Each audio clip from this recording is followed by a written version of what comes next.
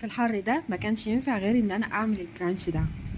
خبزت توست الحبة الكاملة وبعدين اخدت منه سلايس وعلى جريل فيها زيت زيتون وحمصه.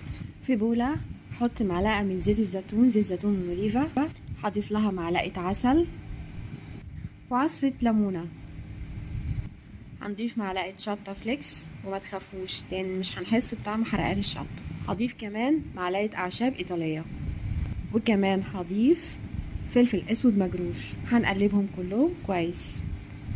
هاخد 2 سلايز من الجبنة الحلوم وبعدين احطها في الخليط دوت واقلبها كويس، وبعدين اخدها على الجريل. طعم زيت الزيتون مع عسل النحل والجبنة الحلوم رائع جدا، اكتشاف خطير. هندي مسحة خفيفة لسلايز الخبز وبعدين نقلبه على الناحية التانية. نضيف سلايز الجبنة الحلوم، هتطلع دخان ريحته حلوة قوي. كله جهز معانا، هنجيب سلايز الخبز